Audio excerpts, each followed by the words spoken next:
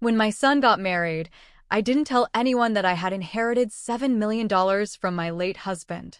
Thank goodness the secret stayed safe. Just a few days after the wedding, my daughter-in-law showed up with a notary. What she said that day, I will never forget. But before I tell you more, please share where you're from and how old you are. We love learning more about our listeners. Now, let's continue. People say weddings bring families together, that they make everyone sit at the same table, laugh, hug, share good memories. People say weddings are the start of something new and beautiful. But sometimes, a wedding quietly shows you how far apart you've already become. I had been getting ready for this day for a long time. I planned to wear my soft pink dress, the one with gentle folds that Natalia helped me choose long ago. I kept that dress safe for years. 2 days before the wedding, I took it out, ironed it, and hung it on a hanger. I also baked banana bread, using an old recipe I know by heart. Anton, my son, loved it as a child.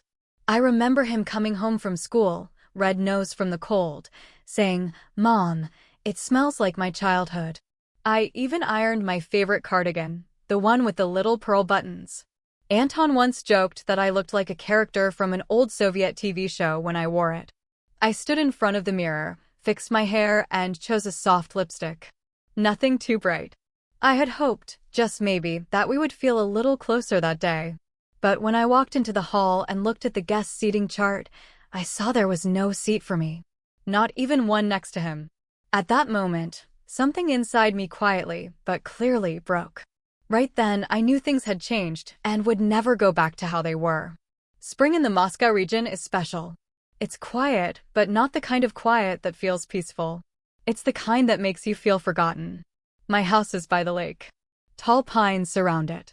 An old boat sits by the shore. It doesn't work anymore. And there are so many memories here. I live alone now. Victor passed away 4 years ago. Since then, the house feels colder, bigger, and emptier. Anton rarely calls now. He visits even less. But I'm not angry. I understand. Young people have their own lives, their own worries, their own plans. Maybe that's how it's supposed to be. That's why we raise them, to let them go. My days are all the same now. I bake banana bread in the morning, open the kitchen window, sip warm coffee, read the local newspaper, then go out and water the tulips by the porch. The same tulips bloom late every year, like they're being stubborn, just like me. Sometimes I stand by the window and watch the mail truck drive by without stopping. And I think, maybe it'll stop just a bit further down? Maybe someone else, just around the corner, also steps outside each day, pretending to get some fresh air, but they're really waiting like me. 3 weeks ago, Anton called. His voice was happy but distant. It didn't feel like he was talking to me. It felt like he was on a business call. "Mom, I'm getting married," he said. I sat down quickly. He sounded excited, but his mind seemed far away. "What's her name?" I asked. "Marina," he answered, and right away, he changed the subject. I asked about the wedding. He said it would be simple but elegant. Then he got quiet. He didn't ask if I was free that weekend. He didn't ask if I could come. He didn't say anything about including me or needing my help. He didn't ask what I thought. I suggested softly, maybe I could bake a pie for the rehearsal dinner? He gave a short, dry laugh. "That's sweet, Mom," he said. And that was it. He hung up, and I just sat there, holding the phone, staring at it, as if I could read some hidden message on the screen. In that moment, I felt something I didn't want to admit. It felt like I was no longer part of the story, like I had become just a guest in a life where I used to be one of the main characters. Still, I chose to stay hopeful. I picked a dress. I cleaned the porch steps. I even hemmed the sleeves of my coat because deep down, I still had a quiet, stubborn kind of hope. Maybe this wedding would bring us closer again, just a little? Sometimes, the biggest losses don't come with a fight or loud goodbyes. Sometimes, they come quietly in short, polite talks, in the things left unsaid. And they hurt like tiny cuts that keep adding up. That kind of silence follows you. It sleeps next to you. It makes you whisper to yourself at night, when did I become someone who just wasn't needed anymore? The wedding was held at a country hotel. Victor and I had stayed there a few times in the summer. It was a 2-hour drive south by a lake with wooden beams, glass walls, and a view of the water I once thought meant something good. Anton told me it was Marina's idea. He said, she wants something modern, but with a classic touch. I arrived early, like I always do. It's an old habit. I like being early, so I don't get in the way. I got out of the car and smoothed out my pink dress, the one I had saved for almost 10 years. The soft folds, the quiet color. Nothing too bright.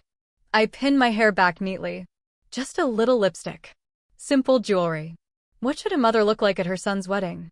At the front desk, a young woman greeted me. She had perfect hair and a big smile. She looked at me like I was just another guest on her list. She gave me a small plastic badge. It was white with my name. Valentina Alexeyevna. No word mother. No ribbon. No sign that I was the groom's family. Just a name, plain and simple. I held it in my hand for a few seconds, longer than I needed to. Then I pinned it to my dress. Guests were already filling the main hall. People stood in little groups, laughing, talking loudly, and taking pictures. Soft music was playing. Waiters walked around quickly with trays of champagne and tiny snacks in little spoons. Everything looked like a perfect party. I spotted Anton by the window. He was surrounded by people I didn't know. Marina was holding his hand and laughing. He didn't see me. It seemed like he wasn't even looking for me. I stood there for a while, not sure what to do. Should I walk over, wait, or pretend I was busy? Then a young man came up to me. He had an earpiece, probably part of the event staff. He smiled politely and quickly showed me to my seat. It was in the far corner of the room, near a column, almost against the wall. I glanced at the other tables. Everyone had name cards. Groom's colleagues, bride's relatives, friends' parents. Everything was labeled clearly. My card just said, Valentina. No last name. No title. No mention that I was Anton's mother. I sat between two strangers. On my left was a man, maybe around 50, who talked about insurance for country homes. On my right was a woman who breeds alpacas somewhere near Vologda. They were polite, but didn't really talk to me. They talked through me, as if I was just part of the table. Then the toasts began. People passed the microphone around. Marina's father spoke. Then her brother. Then a college friend. They joked about parties, summer camps, and drinking tequila for the first time. At some point, someone shouted, "When will the groom's mother say something?" Marina laughed and waved her hand. "Oh, maybe later," she said, and quickly changed the topic. Dinner came and went like it didn't even matter. The chicken on my plate was so dry I couldn't even cut it. A small buttery roll sat untouched on the edge of my plate. Almost no one at my table finished their food. Dessert looked beautiful, like something from a magazine. A lemon tart with a tiny drop of cream. I took a bite, and instead of sweetness, I only felt bitterness. Anton never came to me. Not once. He didn't even stop by to say hello. He danced with Marina. With her mother. With some aunt I had never seen before. I sat there, adjusting my dress. I fixed the clasp on my cardigan 3 times, just to keep my hands busy. I smiled twice at the photographer, who walked past me both times without even lifting his camera. And when the night ended, I was still in the same chair. In the same spot. Like I had never been there at all. The room was almost empty now. Plates were dirty. Napkins were crumpled. People had grabbed their bags and left for their cars. I gently folded my napkin, tucked it under the rim of my glass, stood up slowly, and walked out.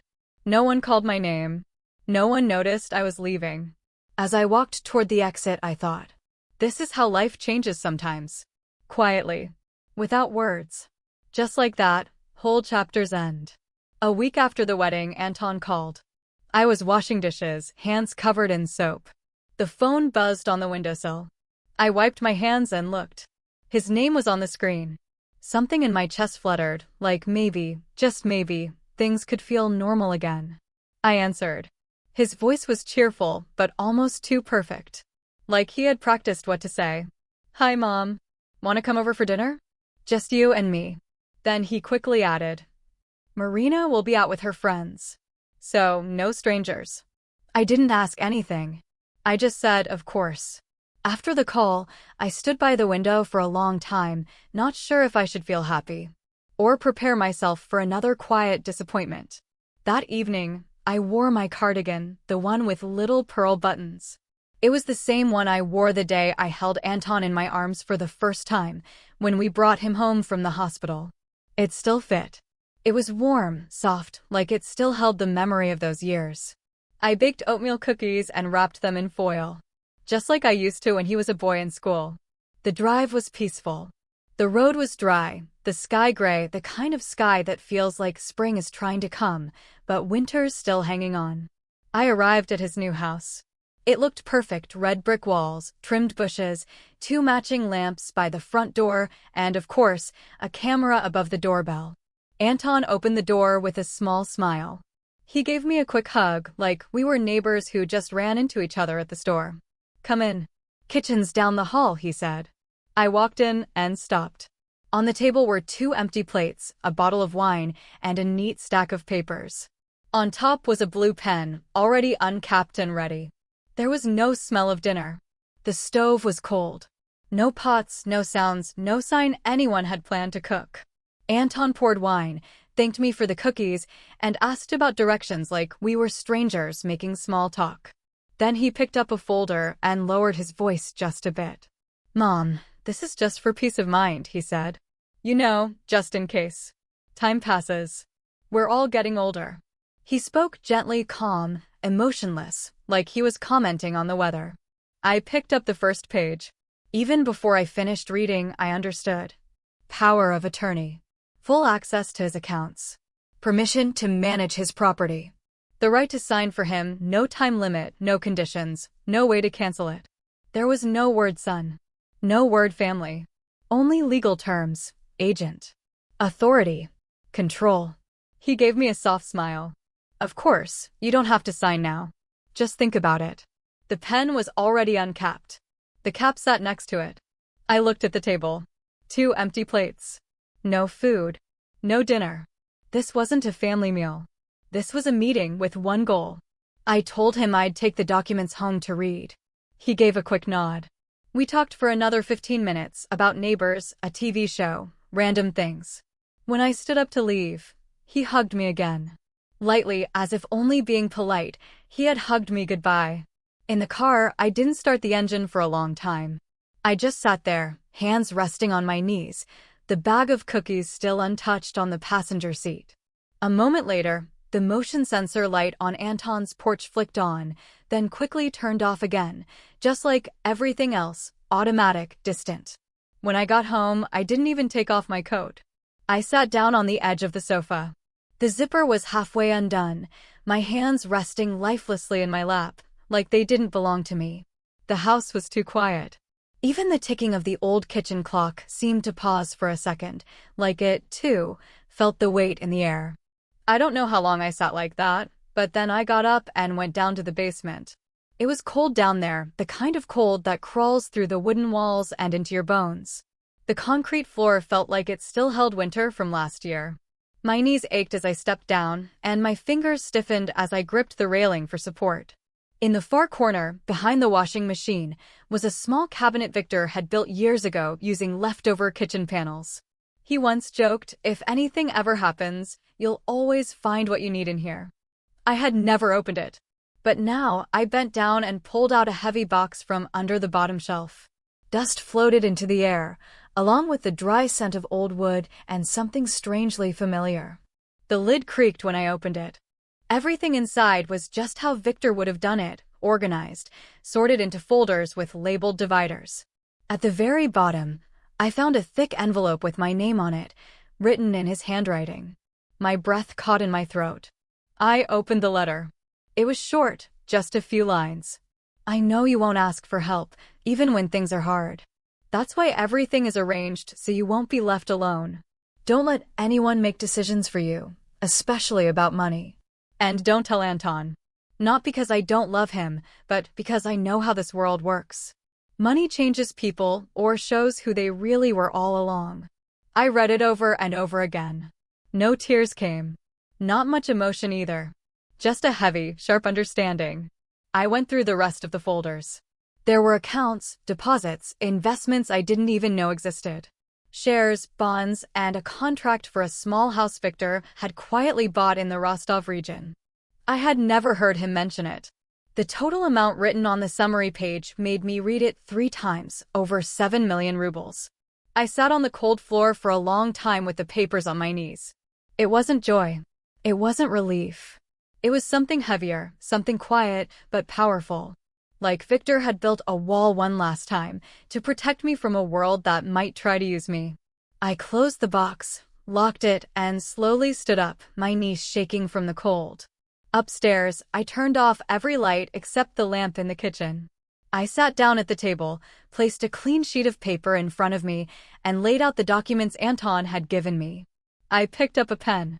And then I began to write, not what he expected, not what would be easy, but what I truly wanted to say. For 3 days, I barely left the house. Not because I was scared, but because I needed the silence. I didn't want to make the next big decision from a place of hurt or anger. I wanted to be clear. I wanted to feel calm. Because real clarity doesn't come from emotions, it comes from understanding. And understanding is what protects you when someone tries to make you easier to deal with. I searched a long time for the right number.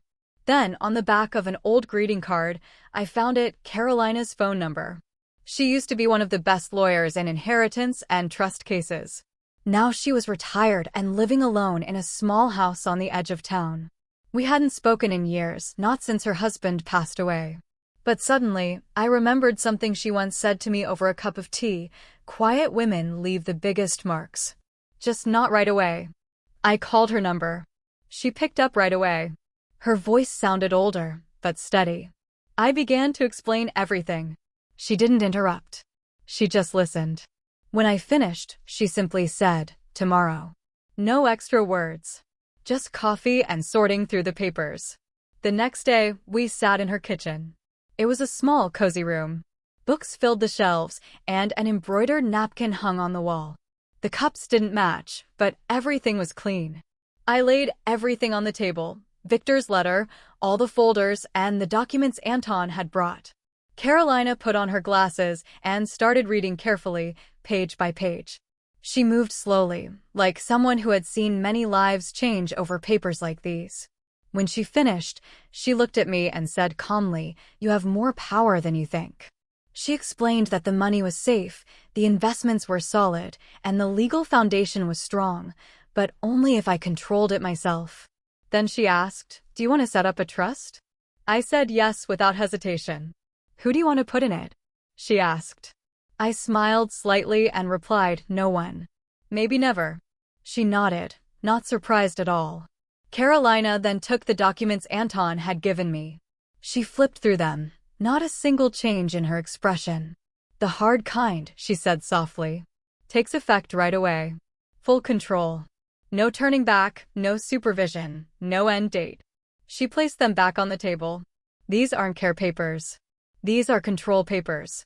We went ahead and set everything up. Carolina prepared the trust documents. She transferred all assets into the trust, made me the only beneficiary and administrator, and added a medical clause: no changes or transfer of power unless 2 independent doctors confirm I am fully incapable. Then she handed me a pen. I signed slowly, carefully. Every letter felt like drawing a line between me and other people's plans for me. She gathered the documents into a thick folder. "Keep it somewhere easy to get to," she said, "but don't tell me where."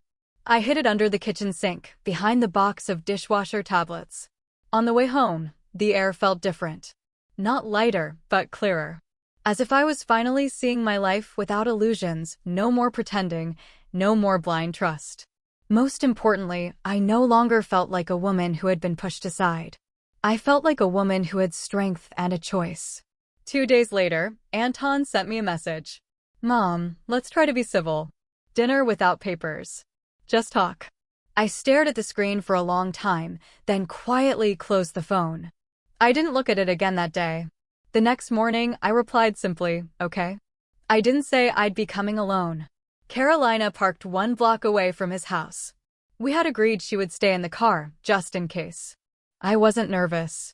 I wasn't angry. I didn't even feel hurt anymore. I just knew exactly why I was going and what I wouldn't let happen again. Anton met me at the door. He had that same look I knew so well, a soft smile, slightly narrowed eyes. ChatGPT said. It felt like Anton had turned into that little boy again, the one who used to run around the house barefoot. The kitchen smelled of garlic and roasted vegetables. There was even fresh bread on the table. Everything looked like a warm, home-cooked dinner. But deep down, I knew this wasn't about food. We sat down to eat. At first, we made small talk, books, the weather, a TV series I hadn't even watched. I answered his questions calmly and politely. But I noticed how Anton kept glancing at the chest of drawers. On top of it was a neat stack of papers, clipped together and marked with sticky notes. A pen was already laid out beside them. When he finally brought up the documents, his voice changed. Softer, more careful, like he had practiced what to say. I talked to a lawyer, he began. He suggested a simpler way. No pressure, just a basic agreement. It's better for everyone, more convenient. He gently slid the folder across the table toward me. I didn't touch it. Instead, I pulled out my own document, folded neatly in half, and placed it directly on top of his papers. Anton paused, then opened it and read it all the way through. It was a formal notice of the trust one had created, my signature at the bottom, an official seal, and legal language that left no room for questions or control. Every asset I owned was now fully protected, completely under my control. No one, not even him, could touch anything without my permission. His face stayed still, but I saw his eyes blinking more than usual. His jaw tightened, like someone trying not to choke. I looked at him calmly. Anton, I said, I appreciate your concern. I understand you want to help, and life can be uncertain. But everything's already taken care of. And it's final. He asked, did someone help you with this? I replied, yes. Someone who knows how to prepare, without pressure. There was a heavy silence. He leaned back in his chair and tapped his fingers on the tablecloth twice, then went still. In that moment, he stopped being my son in my eyes and became just a man who finally understood. He had no more control here. That's when Carolina walked into the room. Calm, steady, and smiling politely. Hello, Anton, she said. I'm Carolina, your mother's friend. Her voice was soft, but full of quiet strength, the kind that comes from seeing too many people realize too late that they've lost their chance. Carolina and I gathered my things, thanked him for the dinner, and left. I didn't look back. Outside, the air was cool. The wind carried the first dry leaves along the sidewalk. I let out a long, peaceful breath. For the first time in a long time, I didn't feel sad or angry. I felt sure. Like everything inside me had finally settled into place. The next morning was colder than I expected. The kind of chill that seeps into the cracks of an old house. I made myself some toast and poured a glass of orange juice. I sat at the table and didn't touch either. ChatGPT said. My hands still felt warm from the night before, but something inside me had completely shut. Around 10 in the morning, my phone buzzed. It was a message from Anton. Just 5 words, you only made it worse. In vain. No mom, no greeting, no explanation. No warmth. Just cold words. I stared at the screen for a long time, then turned the phone over, screen down. The oil on my plate had hardened. The juice in my glass had turned cloudy. He didn't send a second message. And I knew deep down, in that quiet, calm way only a woman understands, that this wasn't about sadness or regret. It was about control. Anton had always believed that I'd leave the door just slightly open, no matter what. But this time, the door had closed. For good. Later, after lunch, I went into the garage to clean up some old boxes. I found a few photo albums and sat right there on the concrete floor. One photo stopped me. Little Anton, with red cheeks and a brand new toy truck, smiling so brightly that even through the photo, you could feel his happiness. That image used to comfort me whenever I was scared, tired, or unsure. It was my emotional anchor. But this time I saw more. I didn't just see a sweet boy, I saw a child who had grown up always getting what he wanted. No conditions, no questions, no consequences.